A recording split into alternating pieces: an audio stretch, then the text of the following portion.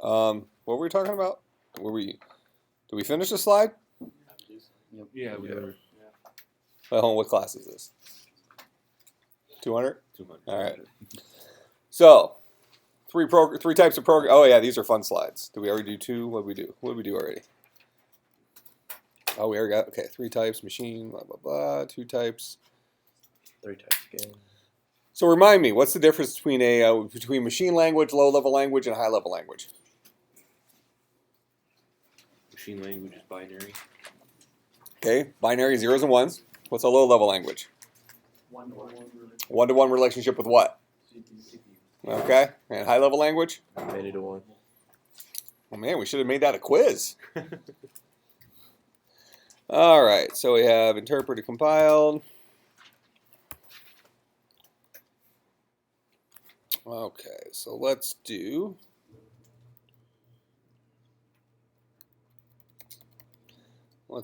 this one. There are 2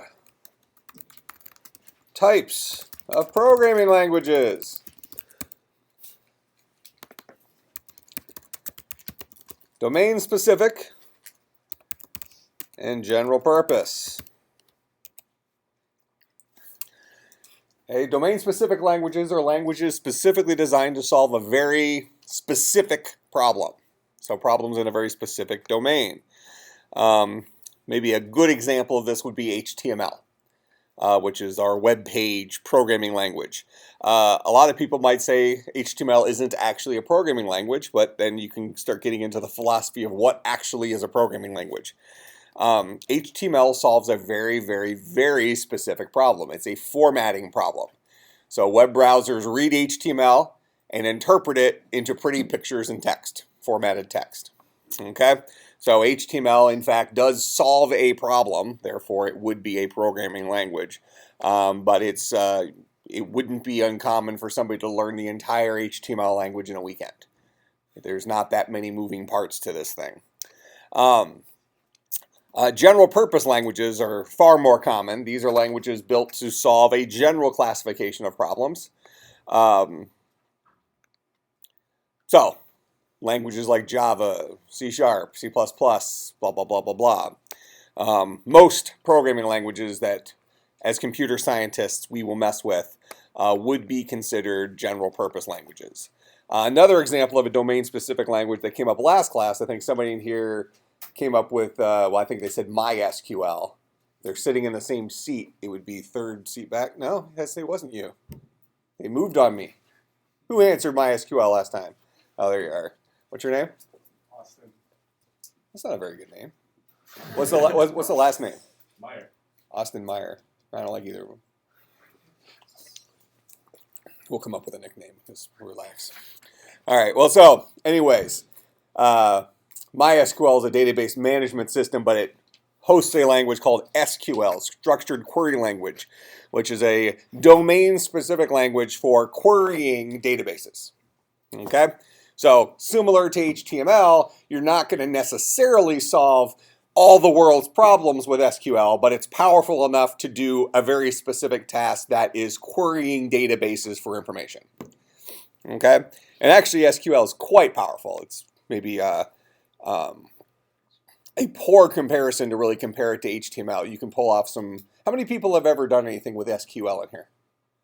I don't expect many hands. So I expect you to all be experts in it because it'll be on the next quiz, but I don't expect many people to... I get nothing for this? It's already 11. How many of you woke up at least 3 hours ago?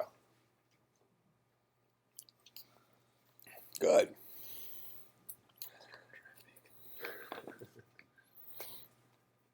I had a bad experience this morning. Yeah, what happened? Yeah, one of my buddies. He was. If you're friends with me on Facebook, you probably saw me requesting this. If you're not friends, friend me on Facebook. I put interesting computer sciencey stuff up there. But he was looking for a tutor for his daughter. So I found him a tutor, and then so he was going to buy me breakfast. So we go out this morning for breakfast. Went to Benji's Deli. Get there, we were done. Goes up to pay. Forgot his wallet. So free breakfast was on me. So now he owes you a steak dinner. He'll probably just forget his wallet again. one of my best friends in grad school. It's a Japanese guy. His name was Kimiyazu Mizo. We just called him Kimi. And Kimmy was really funny. He had the broken English thing going, but every single time we went out, I mean, it was like consistent. He goes, "Oh, sorry, Mike, I forgot wallet." Every time. You forget him on your way back to the car. But he also said some really hilarious things. Like there was, and this is only inappropriate if you feed it through your mind in the wrong way. So my wife was with us. We were going through a McDonald's drive-thru, and I don't know if we had milkshakes or sodas or something, but he was asking me if I wanted him to put the straw in the cup. And he said, "Do you want I should put my thing into your stuff?" My wife laughed for a half hour. So I'm pretty sure that is incorporating a Christian worldview into the classroom. Okay, so questions, domain specific versus general purpose. Okay, perfect. So,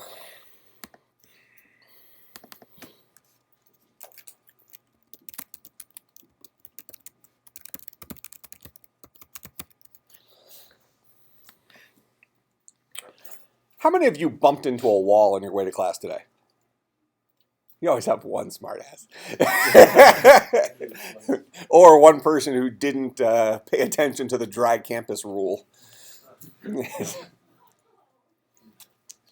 So we all somehow magically missed the walls on the way to class today, right?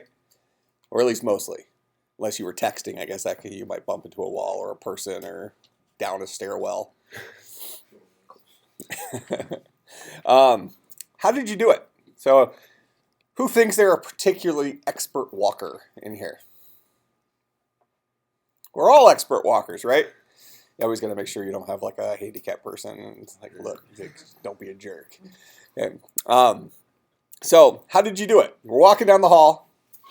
What did you do to avoid the walls? Specifically.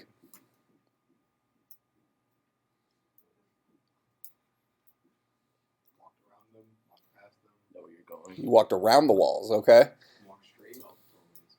Look up. Okay, so you looked around. Okay, let's say you saw yourself going for a wall. What would you change course, right? Right. Yeah, so how many of you actually thought about it as you were walking down the hall like, oh, I better miss that wall? Except the dry campus guy. So, look, like I thought about way more than that. Wittenberg Monday night. Okay, so this kind of goes hand in hand with what I was saying last class, is human beings are such great problem solvers that we have forgotten how we solve problems. And that's a truth. And that's what makes learning to be a computer programmer so difficult. I referenced What About Bob last class, right? Yeah. Everybody watched it, I assume. Did anybody actually watch it since last class? Just out of curiosity. Terrible. Nobody takes education seriously anymore. Should do a pop quiz on What About Bob. Mega share tonight. I'm going to up on Wikipedia. Mega share. Do they still make Cliff Notes of books? I don't know. I'm not sure. You know what I'm talking about when I say Cliff Notes? Heard of it, never used it. Yes, Spark Notes. The thing that was funny is over time, Cliff Notes kept getting longer and longer. They became less short because teachers were using Cliff Notes to make sure they asked questions that weren't in Cliff Notes. So it became this vicious cycle where Cliff Notes eventually became, like the entire book plus like extra stuff. So they just re-released it as, the book 20th century with addendum or something. All right, so human beings are such great problem solvers that we have forgotten how we solve problems. Even walking. How many of you really put a whole lot of mental effort this morning into the act of walking? Well, reality is all of us did, but we didn't recognize it. It's so passive for us that just sort of happens, right? So If you had to generalize how you solve problems, what are the tools that you use to solve problems? Well, let me ask you this. What if you couldn't remember things? So one of the things we use to solve problems is our memory. How debilitating would it be to not be able to remember things? All of us know which foot is the left foot, right? Left foot, right? Haha. How do you know that? How many of you paid much attention to the fact that you just looked that up in your brain somewhere? Everybody knows their name? Probably remembers the street they grew up on? All this stuff is just stuck in there whether we like it or not. We even get random junk in there that we didn't even try to put in there. We remember stuff we didn't even try to remember. It just happens. And then stuff we want to remember, we can't remember. Stupid, right? So memory is one of the things that we use to solve problems. What about ask questions? What if I told you had to go through an entire day and not ask one question? See, I get mad at my wife because she asks too many questions. So I give her a 3-question limit on any line of questioning. So she has to be careful not to use, so because sometimes, she really wants to know about a certain thing, but she asks 30 follow-up, lead-up questions. Unacceptable. You get to the point. So you're allowed three questions. It's an optimization technique. We'll learn about that in the next course. What was I talking about? Oh, asking questions. So we require the ability to ask questions in order to solve problems, right? Even just walking down the hall, trying to avoid the walls. First of all, you had to remember how to walk. Then walking became a matter of asking questions, didn't it? Put one foot in front of the other. Am I about to fall? Yes. Catch yourself. Okay? And even catching yourself is a more complex thing, right? What does it mean to catch? You could just keep breaking these things down until the act of walking down the hall and missing the walls is this astronomical algorithm. It's amazing that we pull this off in our sleep. I mean, you get what I'm saying? I mean, that's not an easy thing to do. Think about it. When you were like 1, you couldn't stand up without falling on your butt. Now you're running down the halls, texting, missing walls, missing people, going up and down stairs while eating.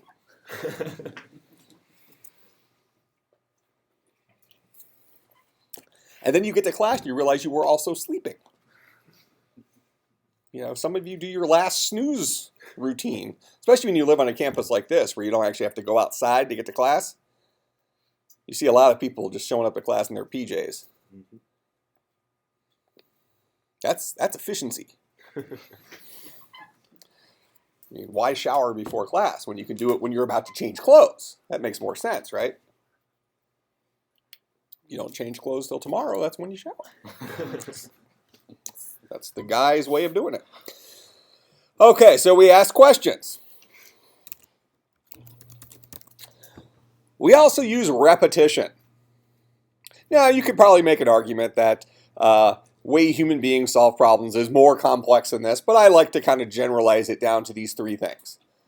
We use our memory, we ask a lot of questions, and we repeat things over and over and over again. How do you walk? You solve one problem, the problem of putting a foot forward and not falling, and then you keep doing that over and over and over again until you've reached your destination. Then you let gravity take effect as your butt drops into a seat, and then you just sit there until class is over. Probably playing Angry Birds or checking email, or I like how early in the semester everybody's like serious, like taking notes and stuff like that. That goes away real quick. By like week 3 or 4, I have like a collection of notebooks scattered across the desk up there. Just people just leave them. They abandon them. It's a notebook. It's stupid. Okay, so this is how human beings solve problems. Well, I'll do it on this one slide. Now, programming languages. So getting back to something we talked about early last class. Is that this one? So here's some examples of programming languages. Programming languages attempt to simulate the way human beings solve problems. So for our purposes, when we hear programming languages, we probably want to think about high-level, general-purpose. Did I already do the object-oriented? Yeah. High-level, general-purpose, object-oriented.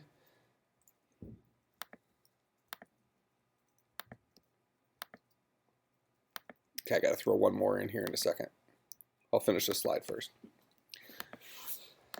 Okay, so seeing as though programming languages are attempting to mimic the way human beings solve problems, memory is mimicked through something called variables.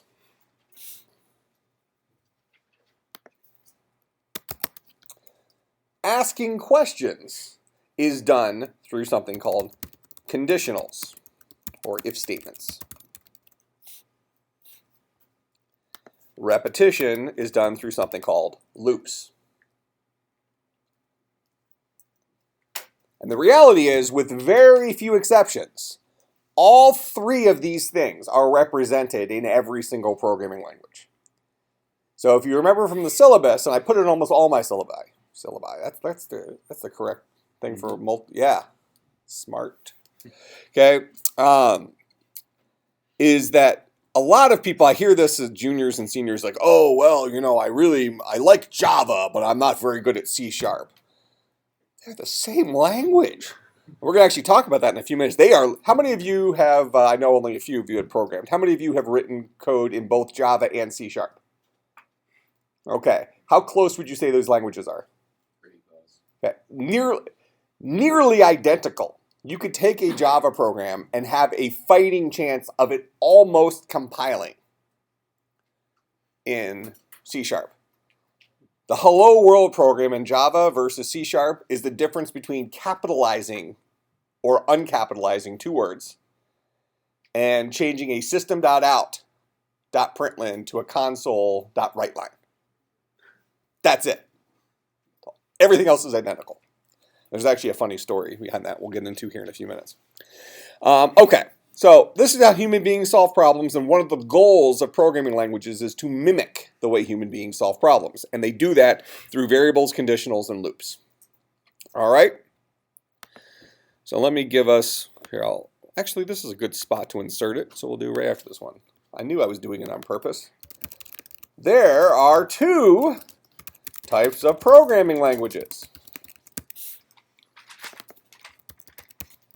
Loosely typed and strongly typed programming languages.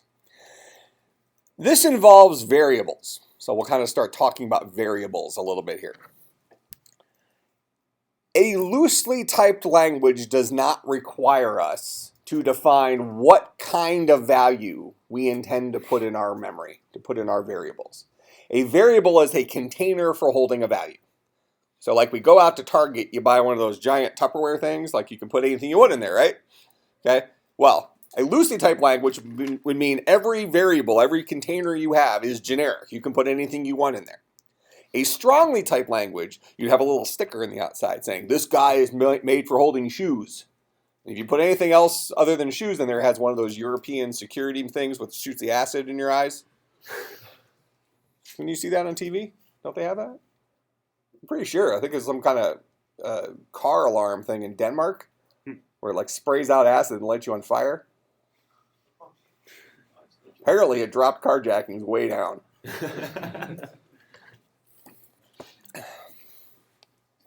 What was I talking about? Oh yeah, acid in the eyes. Yeah. So, all right, so difference between loosely typed and strongly typed functionally is what I just described. So loosely typed languages do not require you to define what a variable is built to hold. Strongly typed languages do force you to define what kind of value a variable is built to hold. Now, right off the bat, you might say, well, I mean, extra work, that's always bad, right? Loosely typed languages tend to be interpreted languages, which right off the bat should make us think about lower performance. Okay, interpreted versus compiled. We talked about that last time, right?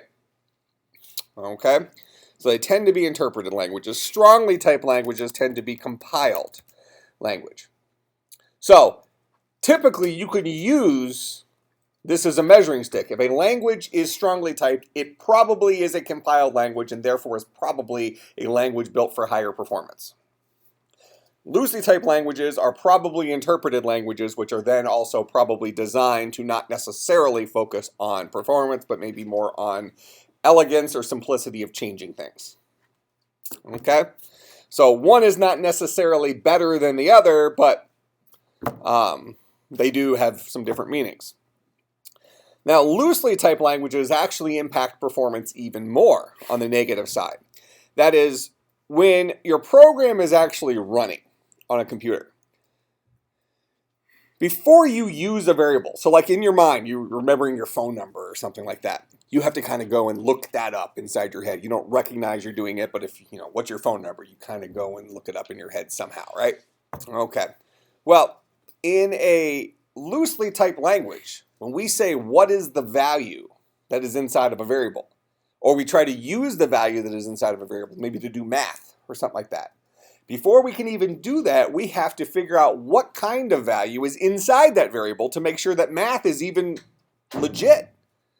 You know, you don't want to be doing addition with an ice cream cone. Okay? You want to have numbers, right? So typically, loosely typed languages have something called a type inference engine.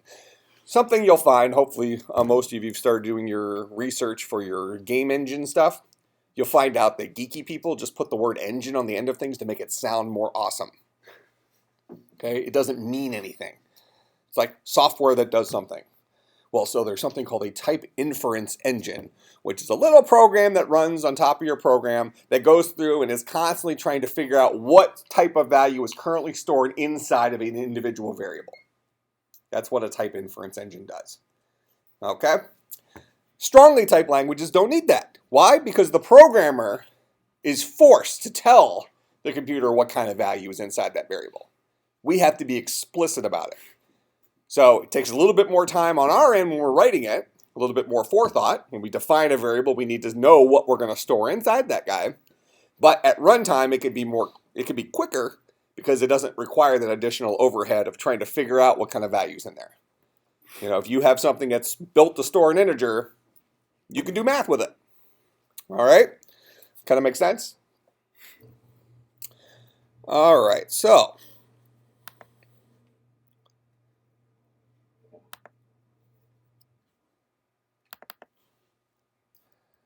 I want to talk about Java a little bit. I talk about some of these languages in here. We will not actually be using Java in this class. You'll be using Java in the next class and the class after that. And here we use a tool called GameSalad, which is a game engine.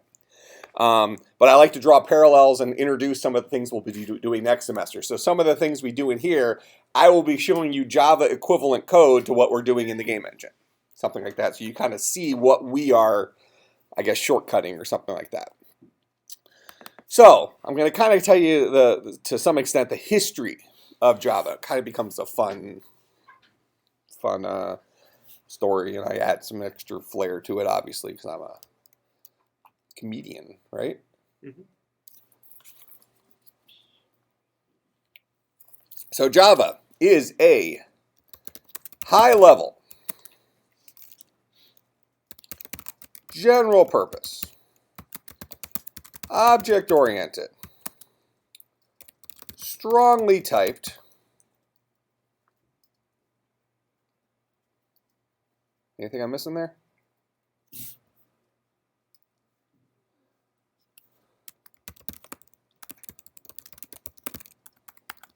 Programming language. Oh, compiled.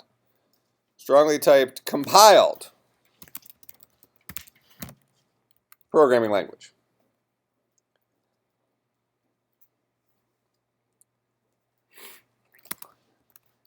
It is one of what I refer to as the big three.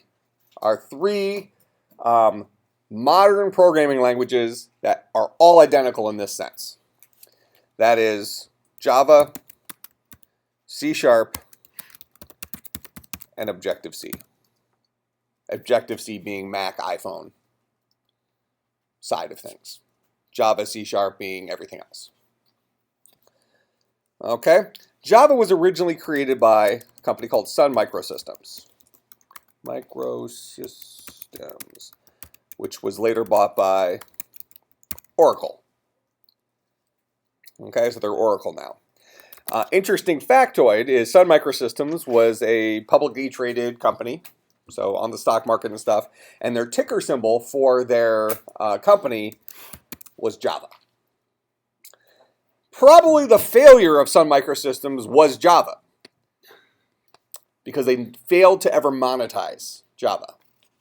Which is funny, most of these big companies, they try to make money wherever they can, right? Java never actually made them money. Everybody else leverages Java, but doesn't have to pay a license for it. Very interesting. Not very good for the bottom line. Good for developers. Okay, so let's talk a little more about this.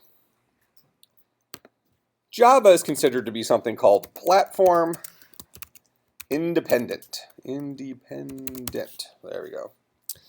So one of the problems with early, well, not even early, even modern day programming is that when you write a program for one platform, like Windows, it doesn't immediately port over to another platform.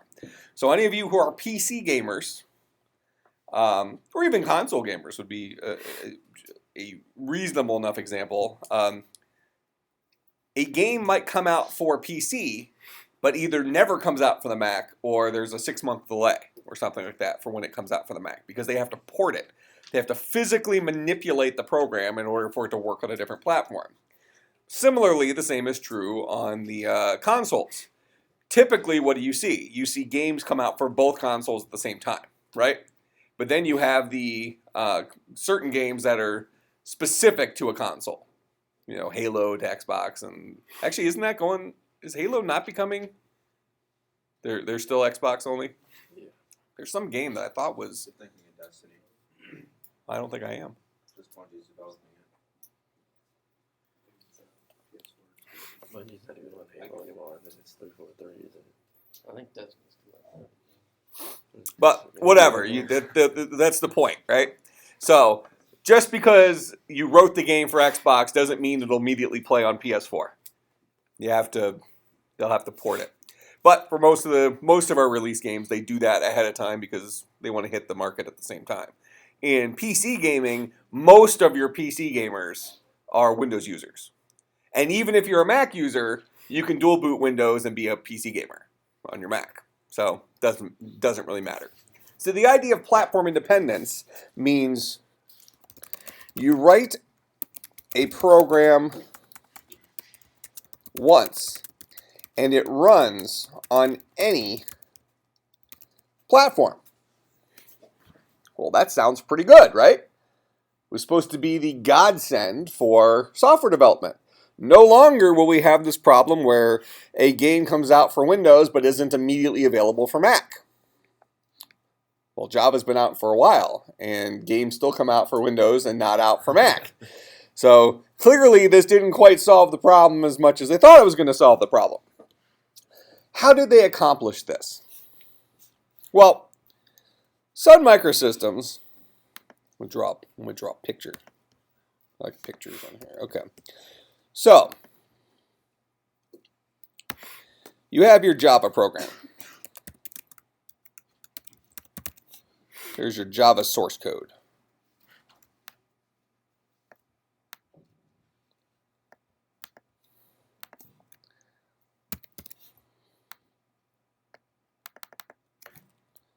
That is then compiled.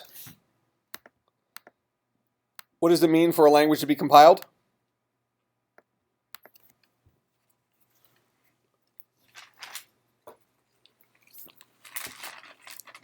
You guys didn't go home and study your notes? What kind of students are you? It's garbage. Translate to low level. From High level. high level. So it converts a high-level program into a low-level program. Human beings like writing in high level. Computers find it more convenient to eat bite-sized chunks from a low-level language. So that's what a compiler does. So Java source code feeds through a compiler, ultimately produces something called Java bytecode.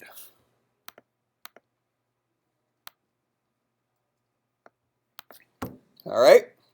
Now, once we have Java bytecode, which is a low-level language, we need to actually execute this. Now, if we were doing this in C++, so let's kind of put this to the side for a second.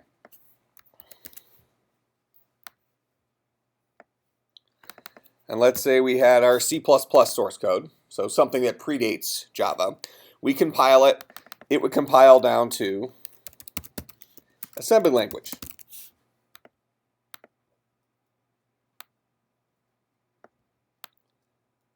If we were on a PC, this would be x86 assembly language.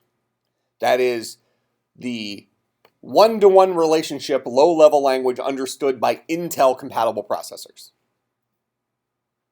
Make sense? So, go ahead. Where do the 64-bit processors come into play? Did we talk about CPUs a little bit last time? A little bit, yeah. Remember how I said everything's got to be backwards compatible? So x86 was the original assembly language. Then you had 286, 386, 486. 586 was actually the Pentium processor. Then they kept putting 6 and 7 and 8. Right. So each new architecture is a superset of the previous one. All right.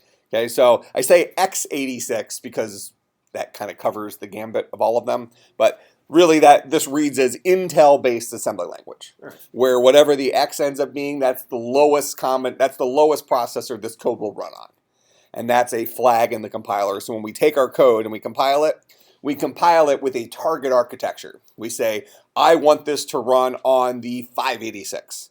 And if it runs on 586, it should run on 686 and 786 and so on and so forth, but it may not run on 486. Unless you lucked out and all the functions that you used were available. That makes sense? So if we compile it with a target being x86, then it will run on a PC. So really, we almost have to, I'm going to say this, Windows x86 assembly language.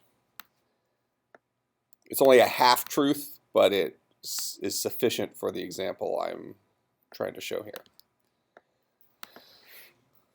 Okay, then that gets wrapped into an exe, an executable, which we can then double click and run on our Windows machine. Okay, now if we take that same C++ source code, compile it with a compiler for the Mac. Okay, which, just to keep things separate, even though Macs are all running Intel right now, it would actually be Macintosh x86 assembly code, because the operating system itself adds a layer of architecture and compatibility between the two. I don't want to get into that too much, but so let's just go back in time a little bit when Macs were running with PowerPC processors. Okay, not Intel processors. Competing architecture. So this would turn into Mac, and just for the sake of argument, RISC assembly language, reduced instruction set. That's the difference between PowerPC and Intel. Was one used this philosophy of having a smaller set of magic tricks the CPU knew how to do, where Intel has a larger set of magic tricks the CPU knows how to do. So the idea is that the PowerPC people thought they could solve those general problems with less widgets, which then actually kind of makes PowerPCs a little bit more complex. It sounds like they'd be less complex because it's a reduced instruction set, but each instruction maybe accomplishes a little bit more. So it's kind of a catch-22. Kind of an interesting caveat from that would be, it seems as though reduced instruction set has lost, right? everything's gone over to Intel. But the truth is, how many of you have heard of ARM processors? ARM. Most of your cell phones have an ARM-based processor inside of it. Smartphones, things like that, those are reduced instruction set. So mobile world is going back towards reduced instruction set. Much lower power, better for battery life. If you're plugged into the wall, who cares? Let's just burn through that power bill, right? So it comes down to right tool for the job. But in any case, we take the C++ code, compile it for Windows x86 assembly language, it'll run on a Windows machine. Take that same code, modified,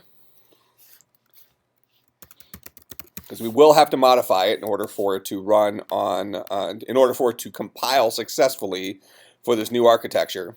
Come on. And the best example I can give you for that, like a major reason for having to modify the code, is the graphics architecture.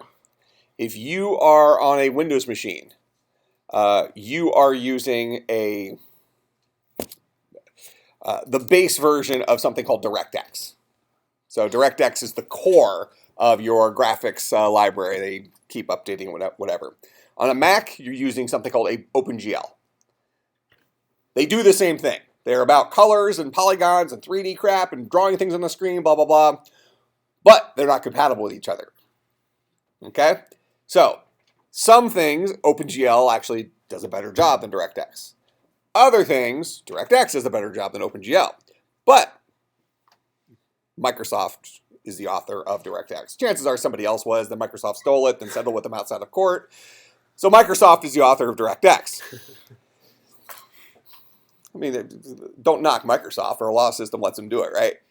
If you're Microsoft and you have, billions and billions and billions of dollars, you can spend 6 months trying to acquire a company, or just steal their technology, wait for the company to sue you, settle outside of court for some ridiculous amount of money, and now you have what you wanted in the first place. Right? Everybody's happy.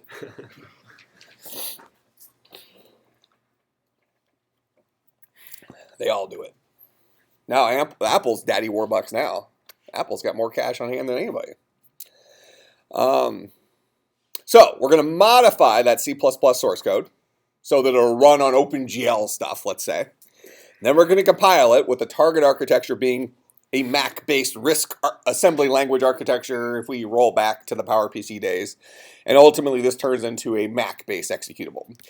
Concept here being we had to write this code, let's call it 1.7 times.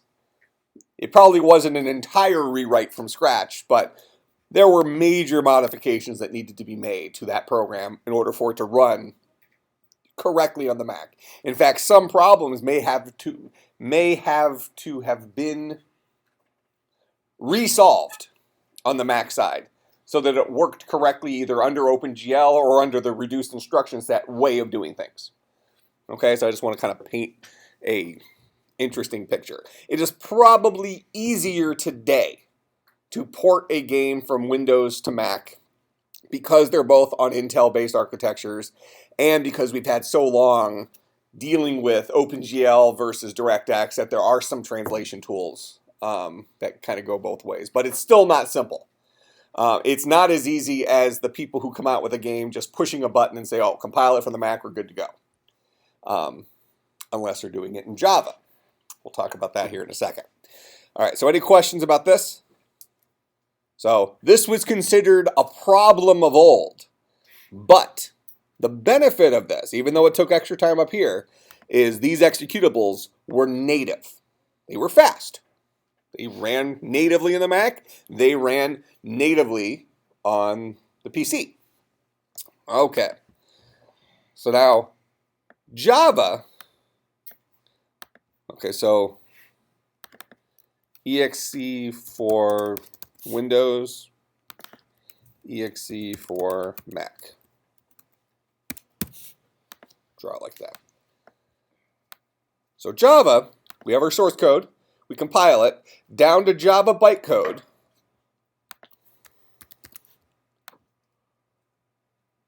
Which gets turned into an exe for something called the Java virtual machine. The Java virtual machine is a computer built in software. Okay? So, these two models over here, we have an executable that runs natively on Windows. Here we have an executable that runs native on the Mac. Here we have an executable that runs native within a virtual computer called the Java virtual machine. So then what did they do? Well, Sun created Windows JVM. They created the Mac JVM. They created the Linux JVM. So on and so forth. They wrote the Java virtual machine once and then ported it to the other platforms. Now, this executable will run on the Java virtual machine, which means that it will run on Windows or the Mac or the Linux. It'll run on any platform that supports the Java virtual machine. But the Java virtual machine is an interpreter. You're not talking directly to your computer CPU. You're talking to the virtual machine. So,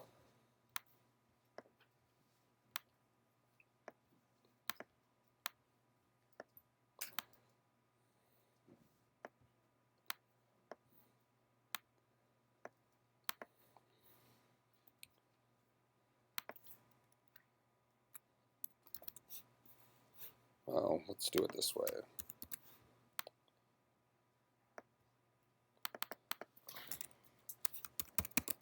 So that Java virtual machine translates to x86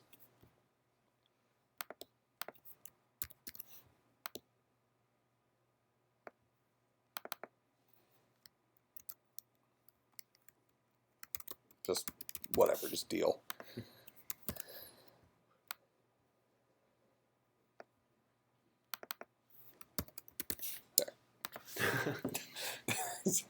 I just made up some assembly languages. It translates to different crap, okay, to make it run natively on those platforms. From there, we can get an executable for Windows, an executable for Mac,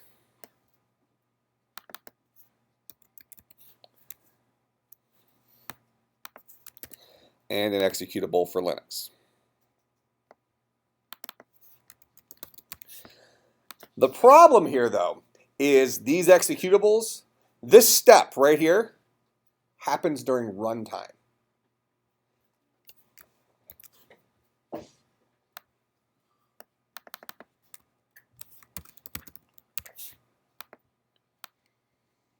So these two steps happen during runtime, which means they're a performance killer. We're having to do that translation between Java bytecode and the native assembly language for that platform while the program is running inside the Java virtual machine. So you have a piece of software you wrote running in a piece of software that Sun Microsystems wrote, which is translating it into a piece of software that runs on your computer, that runs in Windows or runs in Mac or runs on Linux. That makes sense? Great concept. Platform independence, great concept, but has a performance hit. Now, what does it mean for there to be a performance hit? Is slower performance always better? Sounds like one of those, what commercial is that for? Those funny commercials where the guy's sitting there with a bunch of kids sitting around? I love the new one, where it's at least newer, when he's talking about, which is better, if you had a small pool or a big pool. The small, and then the kid asks the question, well, does the big pool have a slide? Does he have a dinosaur who does, piranhas and a dinosaur that goes through the water doing karate ninja chops? It's like, well, yeah, well, why wouldn't it? I make my wife pause that and rewind that commercial. Shut up. True story. What question did I ask? Oh, who's that commercial for? Is it? Yeah. Isn't that funny? It's a funny commercial. We have no idea what it's for. We're just making a guess that it's AT&T. Somebody should talk to those marketing guys. because we no longer know what the commercial's good, but we don't know what it's for.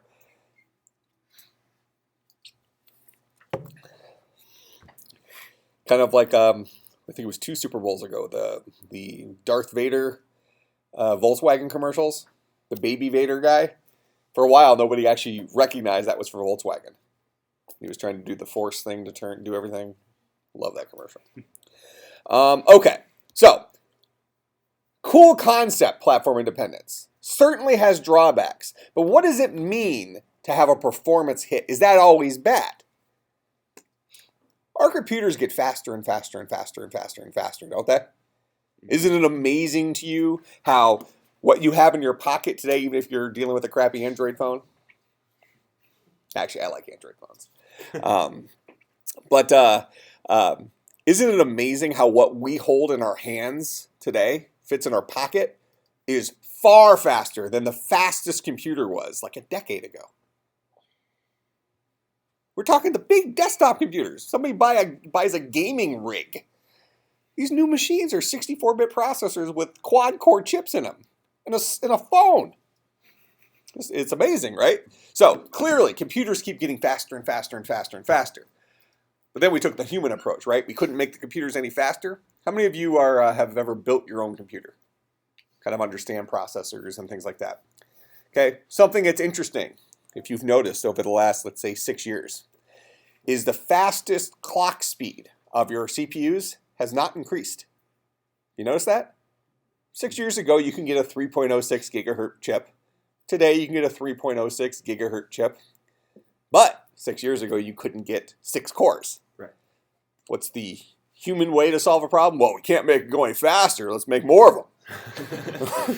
Hook them together.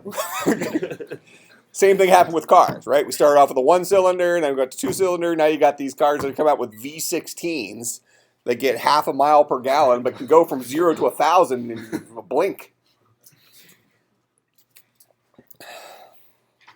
It's the human way, right? Reminds me of a quote. How many of you, another movie thing, how many of you seen the movie Contact? I think I've seen Jodie Foster? Yeah. Really interesting movie. Well done, kind of alien. She runs the SETI program, Search for Extraterrestrial thing, with radio telescopes, and they finally get a signal. They have to figure it all out. And really good movie. Well done. Not like stupid made-for-TV movie. But there's a quote in the movie where they try to build the machine that the aliens sent them down to build, and something goes wrong with it. And so everybody's thinking, oh, well, we lost our opportunity, blah, blah, blah. And then this super famous guy who's dying from cancer or whatever, who's like the money bags in the movie. He's like, it's the American way. Why build one when you can build two at twice the cost? So like at this top secret island, they had, U.S. controlled completely. They had built another version of this. So I don't know. Interesting movie. There might be pop quizzes on Contact as well. So we got, what about Bob? We have Contact. Okay. So that's the Java platform independence model.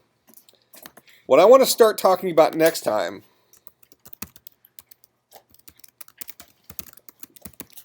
starting with that headline. Microsoft stole Java. Okay?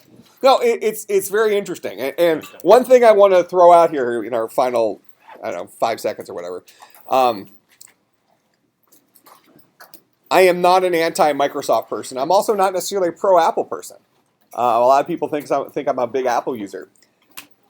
Presenting the history of how we got to where we are today is an important thing to look at. And without Microsoft, without Apple, without a lot of these other companies, we wouldn't be where we are today technologically. Sometimes it takes crazy, unethical people to break through. No, I mean, it's true. Apple's not off the hook for half this crap either. But, Microsoft has been in the news the most for some of the publicity. So we'll start off talking next time about how Microsoft stole Java. Dun, dun, dun.